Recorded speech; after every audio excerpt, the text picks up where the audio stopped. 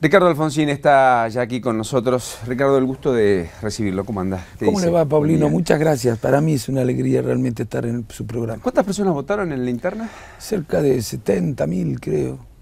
Bueno, en 23 distritos había discusión para la conducción entre usted y Salvador. A nivel provincial se votó en todos los distritos. No, solo a nivel local, autoridades locales del municipio, solamente hubo elección en 23, porque hubo acuerdos a nivel local. A nosotros eso no nos convenía, pero sí era lo más responsable. Y uno tiene que elegir entre lo que conviene y lo más responsable y lo más responsable, gobernando el país, en un partido, en lo que sea. A veces no se actúa así. Pero de todas maneras, de la responsabilidad debería. La famosa ética, bueno, pero en este caso sería la ética de la conveniencia o de la responsabilidad. Acá no hay duda. Donde el dilema se plantea entre la ética de los principios y la responsabilidad. Está bien, usted lo sabe, el licenciado en Ciencias Políticas. Ahora, Ricardo, da la impresión que en la provincia de Buenos Aires algunos dicen, bueno, con la victoria de Alfonsín se tabica la posibilidad, probabilidad, potencialmente idea que muchos administran de que confluyan todos los no peronistas en un espacio común, ampliando UNEN o incluyendo al PRO, como usted quiera, digamos. No, eso nunca se discutió. Se ha discutido más en los medios y algunos dirigentes, a título absolutamente personal, han planteado esta posibilidad que es absolutamente minoritaria. ¿Cómo puedo saber que es absolutamente minoritaria si nunca se discutió? Precisamente porque conozco la opinión de todos los partidos políticos y precisamente por eso no se plantea. A ver, nosotros nos reunimos todas las semanas en UNEN. Toda la semana, y más de una vez.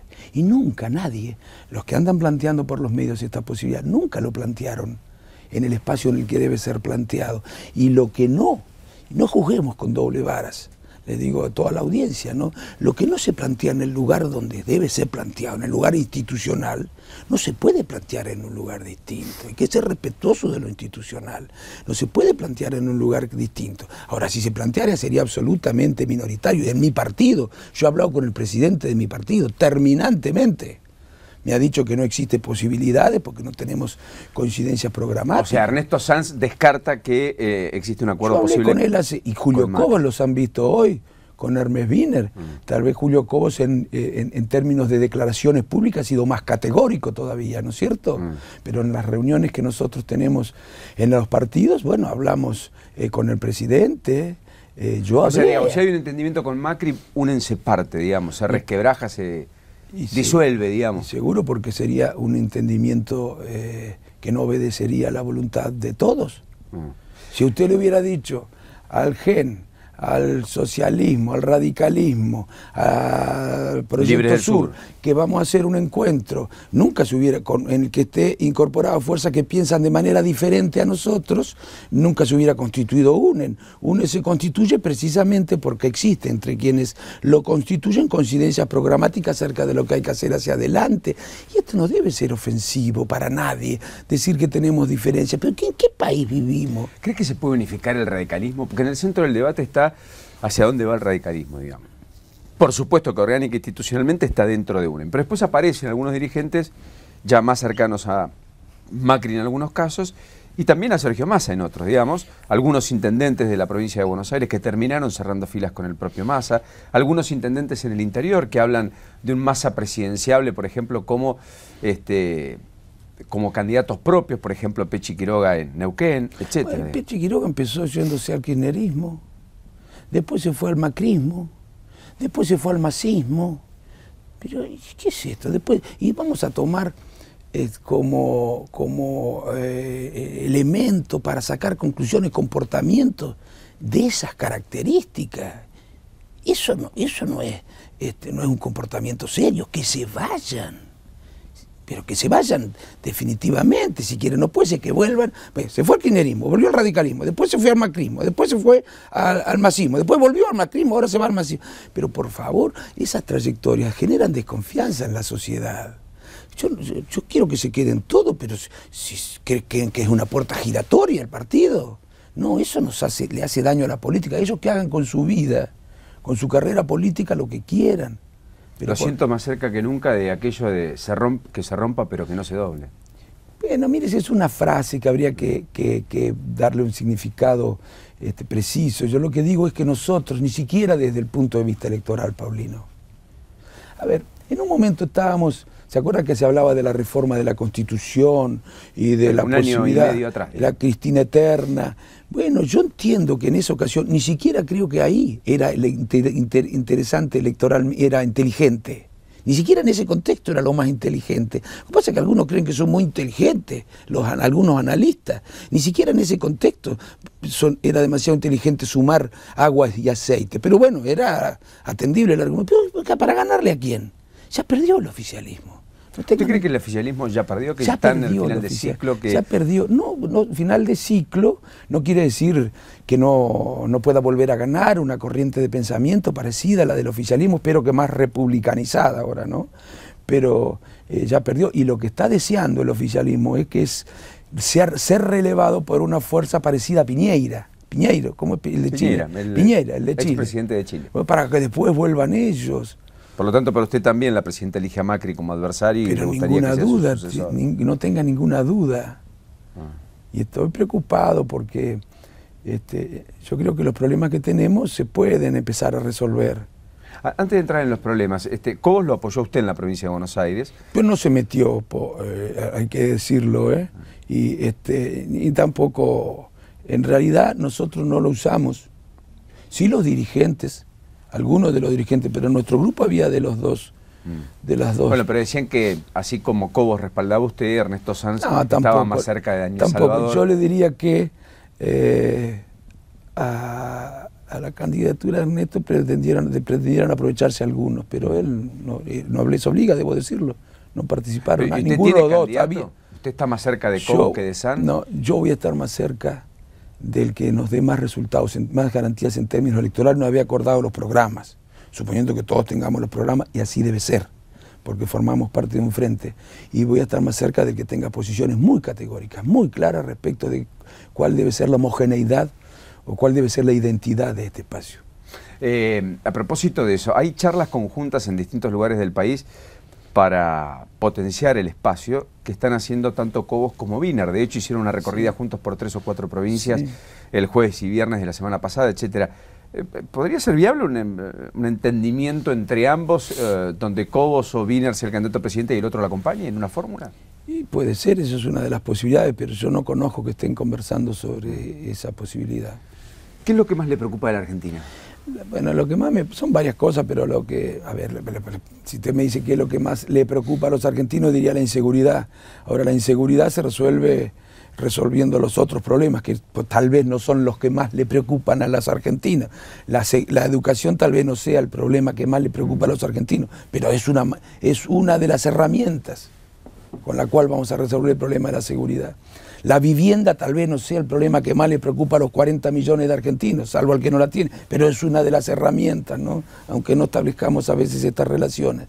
Pero digan, lo que más me preocupa hoy es que no veo al gobierno, lamentablemente sí, hasta hace un mes me ilusionaba con la posibilidad de que el gobierno asumiera los cambios, o dispusiera los cambios que hay que disponer para empezar a resolver los problemas que tenemos. Creo que hoy está pensando en ver cómo llega el 2015 de la mejor manera para dejarle un problema severo, no el 2001, pero un problema severo al próximo gobierno. Eso es de una irresponsabilidad difícil de justificar en un político, porque es la gente la que sufre, no el próximo gobierno. O sea, usted lo ve al gobierno siguiendo la lógica de barrer debajo de la alfombra los problemas, patear para adelante sus resoluciones, aguantar como dé, para luego que el próximo gobierno sea el que haga todas las reformas necesarias. Como lo hicieron durante la década del 90. Ojalá me equivoque en este caso. O sea, en eso Cristina sería parecida a Carlos Menem. En muchas otras cosas más son parecidas. En muchas otras cosas más. Sobre todo en lo institucional son muy parecidos. Recuerde que gobernaron juntos, ¿no? Y que todas las cosas que hizo Carlos Menem fueron apoyadas por Cristina también. Después se arrepintió, bueno, está bien, pero aprendieron juntos a muchas cosas, digamos, son del mismo partido, pero digo, no creo que vayan, ojalá me equivoque, de todas maneras no va a venir mal exagerar, ni advertir, y si las cosas no son así, mejor para los argentinos. Ojalá tomen decisiones orientadas a corregir los problemas que pueden empezar a corregir. No digo que los resuelvan antes del 2015, pero pueden empezar a corregir y no le dejen al próximo gobierno la tarea de empezar a corregir los problemas. Si no tuviera que hacer el punteado, digamos, en la primera línea, ¿cuáles serían los problemas centrales a abordar? Aunque le parezca mentira, no el de la deuda. No el de la deuda, no es el principal problema, no es el más grave, no es el más difícil de enfrentar. Yo diría, Paulino, de manual también, los principales problemas son el déficit fiscal, la distorsión de los precios relativos, muy graves son para la economía, la recesión, los sistemas de subsidios, bueno, que tienen que ver con el déficit fiscal, los problemas energéticos, la caída del salario real, el enfriamiento de la economía y todas las secuelas sociales. Estos son los principales problemas. Ahora el gobierno dice, bueno, pero si yo bajo el gasto público, que es la forma en la que entiende reducir el déficit fiscal, si yo reduzco el gasto público, si yo quito subsidios, yo voy a recargar más sobre un consumo escaso a la clase media en particular. Es lo que está pasando con gas, con agua, lo que eventualmente podría pasar con luz si eso sucede, o con el boleto de colectivo o de tren. Mire, el 60% de los subsidios, de los miles de millones de pesos que van a subsidio, benefician a algo así como el 15% más rico de la población. Ni siquiera han tenido la capacidad en la gestión como para poder discriminar y ver quiénes son los que necesitan los subsidios y quiénes son los que no necesitan los subsidios. Y que dejen de gastar miles de millones de pesos en propaganda, miles de millones de pesos en obras que no son prioritarias. Por supuesto son señales importantes que contribuirían a recuperar confianza también en el gobierno. Bueno, y estos problemas los han generado ellos, son reales. No es que el mundo se nos puso en contra, eso no es cierto. El mundo sigue siendo todavía muy favorable, no tanto como antes. No tanto como hace 2 años, pero muy favorable. Lo que ocurre es que ya con un mundo favorable no alcanza. Porque, bueno, de hecho la soja en $400 no es lo mismo que la soja en 600. Y aunque estuviera en 550, no alcanza para tapar las consecuencias de los errores. Necesitamos un mundo, yo lo digo en tono coloquial, recontra favorable para neutralizar los errores que han cometido en la gestión. Y bueno, tanto no se le puede pedir al mundo, tanto no le pidamos. ¿Usted también es lo que cree que hay mucha impericia e improvisación en Kicillof? Que parece ser un poco la voz más escuchada por la presidenta y quien más conduce y más impronta le ha puesto al gobierno en los últimos meses. A mí no me gusta agarrármela con nadie, ¿no?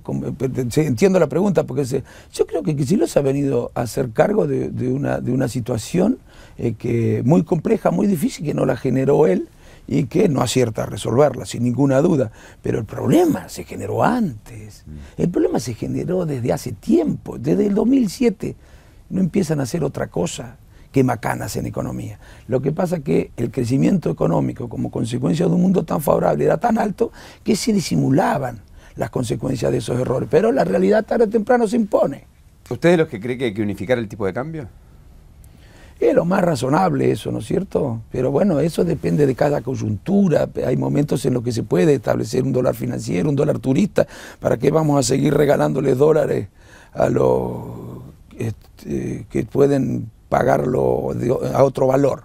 Y lo están cambiando en... O sea, el dólar desdoblado usted no lo descartaría en una coyuntura. Primera medida. Porque cuando el dólar se desdobla es síntoma de un problema. Cuando hay muchos dólares es síntoma de un problema. Entonces, bueno, cuando el problema se generó, bueno, tal vez la manera de enfrentar para no perder encima más, bueno, sea desdoblarlo, pero lo natural es lograr que haya un solo dólar. Eso sería lo ideal, quiero decir. ¿Cómo se para mañana en el debate en diputados, más allá de que el pleno de comisiones va a discutirlo hoy, aparentemente va a llegar? Con el tema de el famoso pago soberano que incluyó a Francia como... Sí, en primer lugar, digamos que no cambian la jurisdicción. Porque se acuerda que se rasgaban las vestiduras diciendo se ha cedido la jurisdicción argentina a Estados Unidos.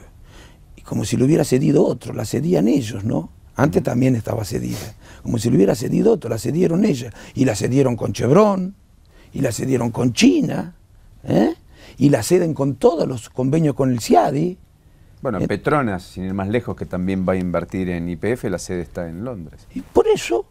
Entonces, que no nos engañen más, que no estén siempre pensando en quedar bien, eso suele estar reñido con la solución de los problemas. A veces resolver un problema nos obliga a tener que dar explicaciones porque no se entiende, pero a la larga se termina entendiendo. Y quedar bien nos permite, y tomar una decisión que nos hace quedar bien, significa patear el problema, después nos agarramos la cabeza. O sea, ¿usted cree que es una decisión para quedar bien, pero que no va a resolver el problema? Lo que digo, en primer lugar, no cambia jurisdicción. En segundo lugar, digo, el desastroso fallo de Griesa, es consecuencia también de los errores que cometieron ellos. Consecuencia de todos los errores que cometieron ellos.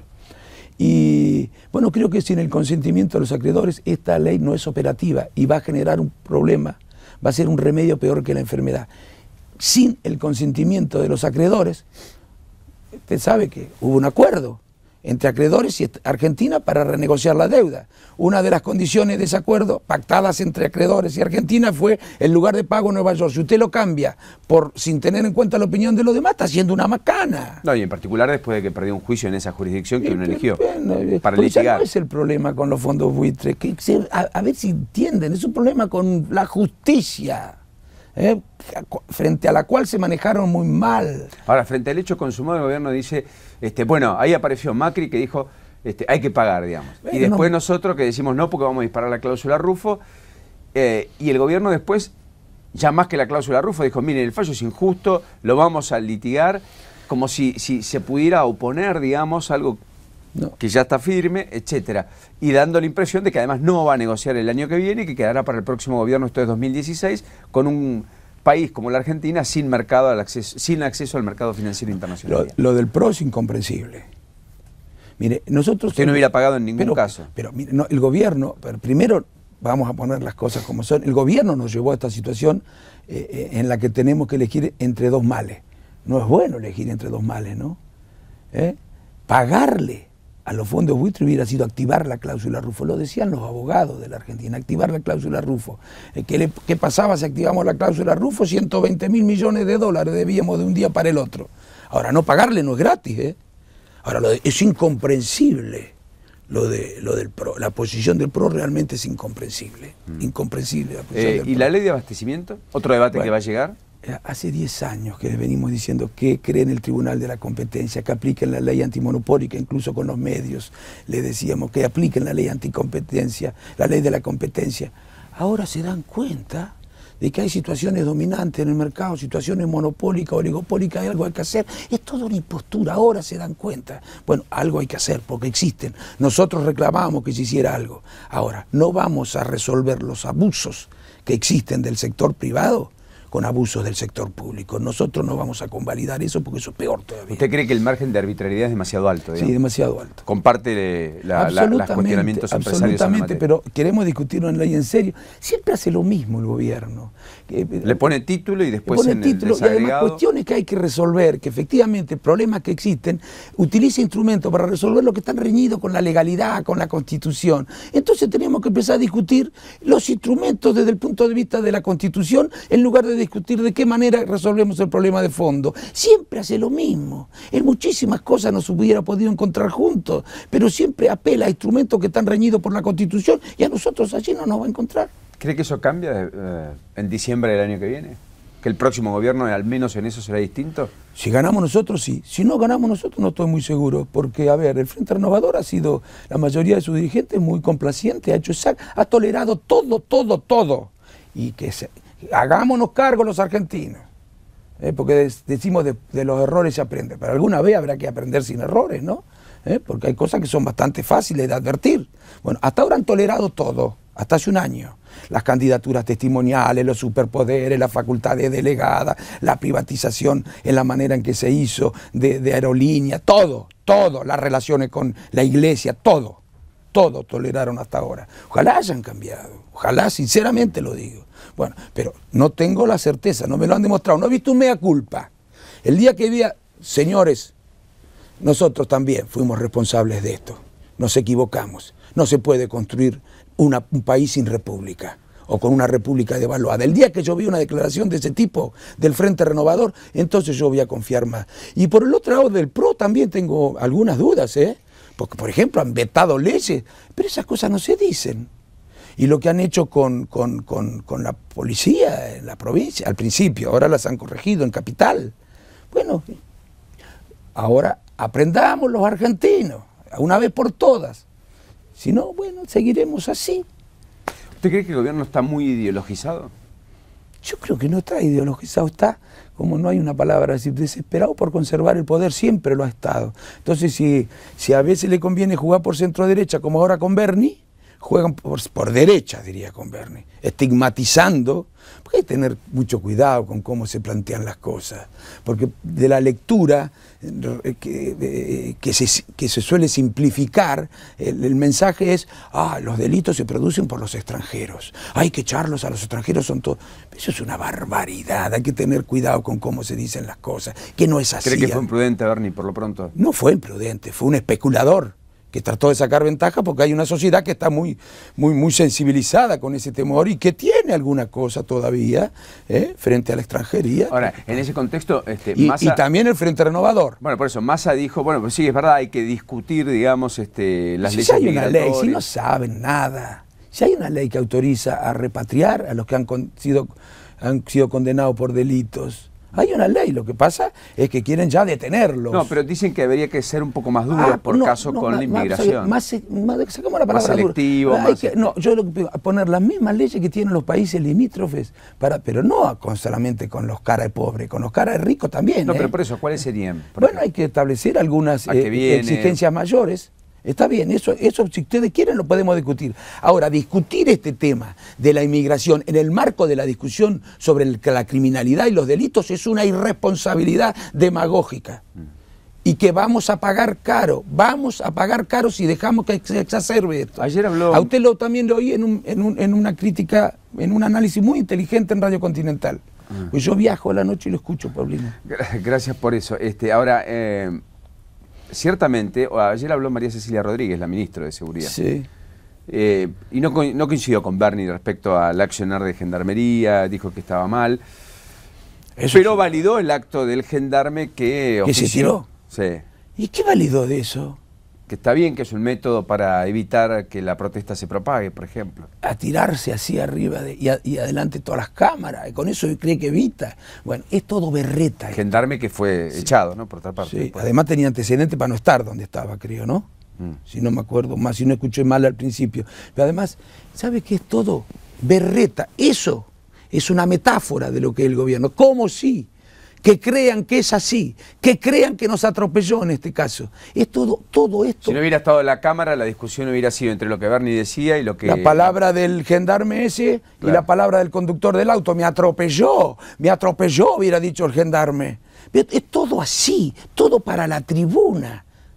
Es todo berreta. Una de las pruebas de la impostura progresista del oficialismo es el desastre que han hecho con el Estado.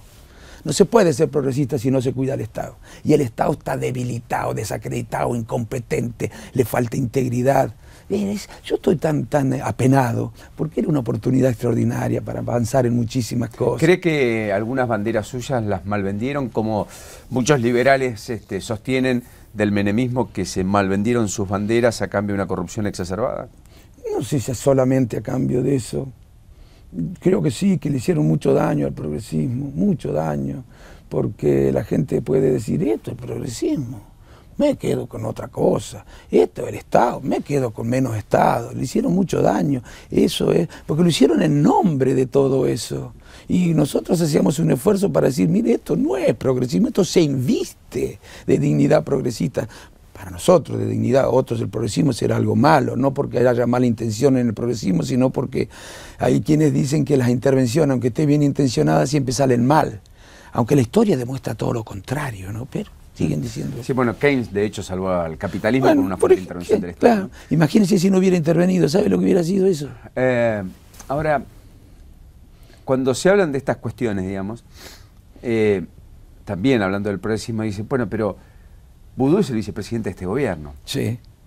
¿Quién lo duda? Y el propio Feynman, José Pablo, decía... el filósofo. El filósofo, viene del UCD, es un chico que creció muy rápido, la presidenta se equivocó en nombrarlo, etcétera, etcétera.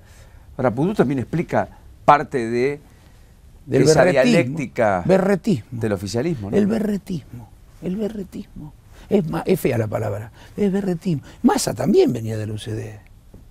Bueno, se pueden haber cambiado, eso no quiere decir nada, yo no creo que hayan cambiado. Eso no tiene nada de malo, pero no, que no me quieran hacer creer a mí que son lo que no son. En los 90, cuando era negocio ser liberal después de la experiencia de los 80 que había dañado por falta de resultados a la idea progresista, viene el neoliberalismo. Y ellos lo defendieron, creyendo que hacían bien seguramente. Y ahora, cuando después de que, como usted dice, algunos dicen, Menem desacreditó el liberalismo, bueno, ahora se pasaron a centro izquierda. Bueno, y ahora algunos que estaban en el kirchnerismo, como creen que puede ser desacreditado el progresismo, se pasan de nuevo a posiciones liberales. Bueno, ahora los eligieron ellos, que se hagan cargo ellos, que se haga cargo Feynman. Recién se da cuenta Feynman. Es muy perspicaz, está siempre muy atento a los errores de los demás. Los propios no son parte de las contradicciones, de las construcciones históricas, el significado profundo, hay que comprenderlo, pero por Dios. Ricardo, respecto al tema vudú, digamos, ¿qué es lo que más le sorprende, si es que hay algo que le sorprende más que otra cosa? Que no le pidan que pida licencia, porque el costo que le hacen pagar al gobierno es muy alto. Y que no le pidan, es muy alto. La concatenación de horrores, errores, falsificaciones. No puede haber sido ignorada. No puede haber sido ignorada. Por eso digo, sí, será el último eslabón en la cadena de responsabilidad. Tal vez porque no es el último eslabón, no le piden que pida licencia. Es decir, como la presidenta podría eventualmente estar comprometida, por eso quizás yo no creo que la presidenta, porque la presidenta no está al tanto de todas esas cosas. Ella sí que no tiene... ¿Ni siquiera lo de Chicone tampoco? No, ella no controla si le pasó a la FIP. Ahora, hay alguien en el gobierno, sí, que en todo caso, si se enteró, no se lo dijo a la presidenta, ¿no? O sea, yo estoy seguro que esas cosas no se pueden hacer sin que sepa alguien más. No se puede, pero es por Dios, no se pueden hacer. Porque en la administración se enteran de las cosas, porque hay lo que tal vez a veces no llega es al presidente, muchas veces no llega al presidente, muchas veces no llegan a los presidentes muchas cosas. ¿Qué domicilio tiene en el DNI? ¿Yo? Sí. El Alem 174, Chascomús, la ciudad más linda después de Las Flores. No hay médano, ¿no? No. Eso es otra. Quedará para el anecdotario histórico, ¿no? ¿Qué creía en eso? Esa es la frivolidad de todo esto. Es todo berreta. Pero bueno, qué sé yo.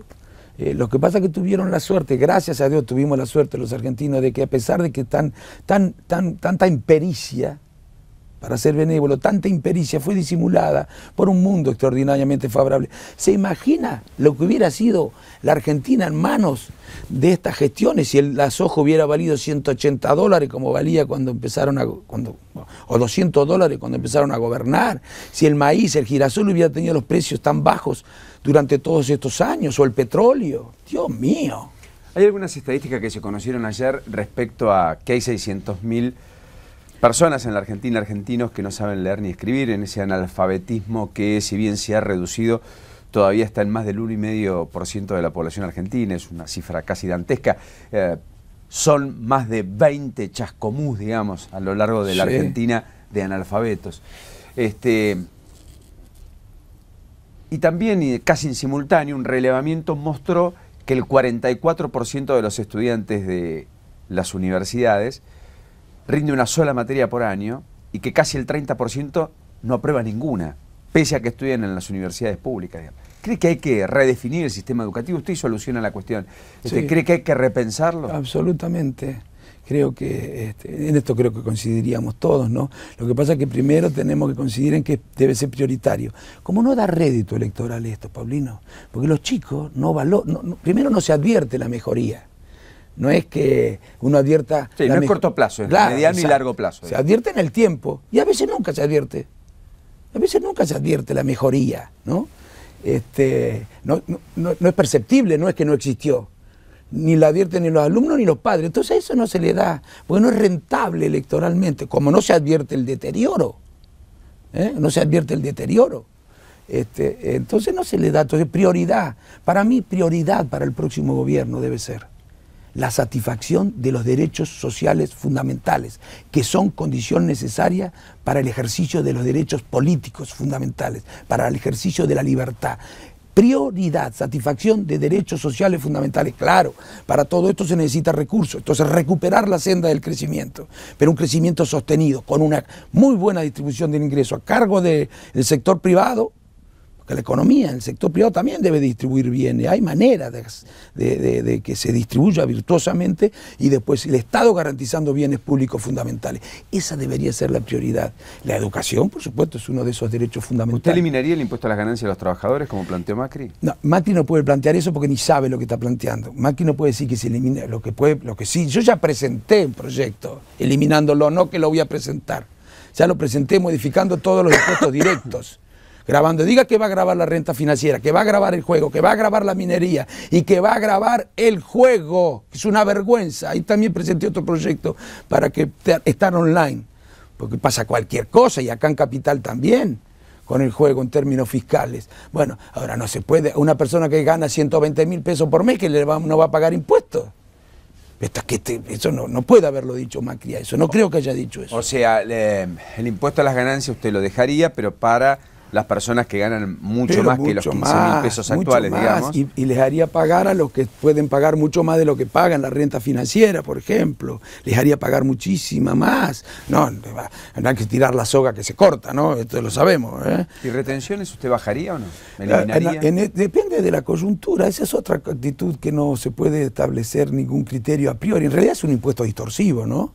O sea, per se, digamos, no tiene una buena impresión, digamos, es distorsivo, lo modificaría pero, si es puede. Distorsivo, pero recordemos que gracias a muchos impuestos en la retención, una renta extraordinaria, sobre todo de la soja, se pudieron hacer muchas cosas en materia social. Lo que pasa es que no se los puede llevar, hacerle pagar a la gente a las trompadas los impuestos. Si le volvás a pagar porque yo quiero. Hay que dialogar, hay que conversar. Cuando estás mal yo te ayudo, cuando yo estoy mal vos ayudame. Yo creo en el diálogo como recurso fundamental para resolver los conflictos sociales.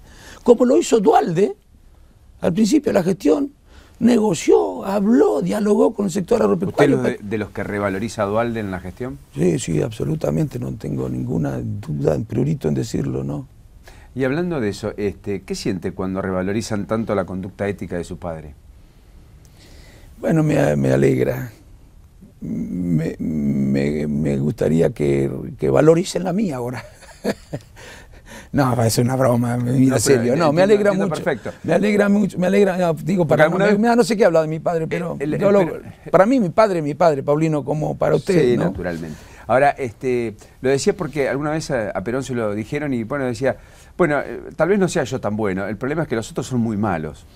Y no, quizás esa revalorización bueno, de su padre, digamos, que tenía que ver con un profundo sentido ético, digamos, también se ha agigantado, más allá de la actitud de su padre, que siempre lo fue en términos éticos, por los desaguisados de los últimos años, donde una sociedad bueno, observa... Puede ser eso el contraste, pero ojalá valoricemos a las personas éticas. Con eso no alcanza solamente para resolver los problemas, ¿eh? No, bueno, igual usted lo sabe mejor que nadie. Igual que con la República no alcanza para resolver los problemas, porque uno puede ser republicano, democrático, y bueno, y hacer gobiernos muy liberales, muy conservadores, muy beneficiando determinados intereses, y puede ser incluso republicano, democrático y muy progresista, pero hacer muy mal las cosas y perjudicar. En fin, no alcanza con ser republicano y democrático. ¿Qué opina de los acuerdos con China? Bueno, hay algunos acuerdos que creo que no van a tener demasiados resultados, que no conocemos demasiado los términos. Lo de los ferrocarriles, yo soy crítico, no por el acuerdo en sí mismo, porque podía ser mejor. Nosotros a ver, ¿por qué no intentamos fabricarlos acá? Hasta los durmientes los tenemos que comprar en China. Yo decía en la campaña que era necesario recuperar la industria ferroviaria. Nosotros fabricábamos vagones, locomotoras, material rodante, rieles y exportábamos. España, cuando moderniza sus ferrocarriles, además instala la industria ferroviaria asociándose con capital extranjero y con transferencia de tecnología. Nosotros nada. ¿Por qué? ¿Usted cree que los chinos Usted dice estamos haciendo una compra llave en mano, digamos. Absolutamente, bien negocio para los chinos, muy bueno, muy bueno. ¿Y todos los acuerdos son más negocio para China que para Argentina? Habrá que ver cada uno de ellos, todavía no conocemos, que estoy seguro que esto es, hemos ido a pedirle a China ayuda con la soga acá. Y eso no es una buena posición. Los chinos son los chinos, como a veces creen que se manejan de manera muy diferente a Estados Unidos en relación de defensa de los intereses de los chinos. Debe ser más duro todavía. todavía. ¿La base en Neuquén le preocupa? ¿Cree que puede haber una base militar ahí, como dicen algunos, etcétera? No, eso no. No tengo información sobre eso. ¿No? Ya me voy a poner a estudiar sobre eso, pero no. ¿Y el almuerzo del Papa y la Presidenta? Me parece muy bien. Y espero que lo fundamental es que comprendamos, mire, yo te digo, no que solamente le pongo la responsabilidad al gobierno en este tiempo que nos queda, también a la oposición. También en la oposición veo actitudes que parecen más inspiradas en quedar bien o en sacar provecho de los problemas que en resolverlos. Así que ojalá allí haya una convocatoria sincera a ver cómo resolvemos entre todos. Empresa, trabajo, política, y el Estado, viendo cómo enfrentamos estos 2 años y medio, o 1 año y medio, y después que siga hacia adelante. Hay cuestiones en las que nos vamos a poner de acuerdo. Ricardo, la última. Todo el mercado descuenta la devaluación próxima en la Argentina. Todo el mundo financiero dice, y de hecho se cubre a tal efecto, entonces vuela el dólar bolsa, el contado con liquidación, vuelve a subir el dólar blue, pese a que el swap con China nos podría dar un hándicap de reservas adicionales antes de fin de año, etcétera, etcétera. ¿Usted también es de los que cree que el tipo de cambio está retrasado? Bueno, objetivamente eso ha ocurrido. Ahora el gobierno ha dicho que no va a devaluar, así que espero que cumpla. A ver, y si no, que explique por qué dice una cosa y después hace otra, porque alguna vez tendrá que explicar, ¿no? Porque pasa de decir una cosa a hacer otra sin dar ninguna explicación. Alfonsín, gracias. No, gracias a usted, Paulino. Ricardo Alfonsín, aquí con nosotros.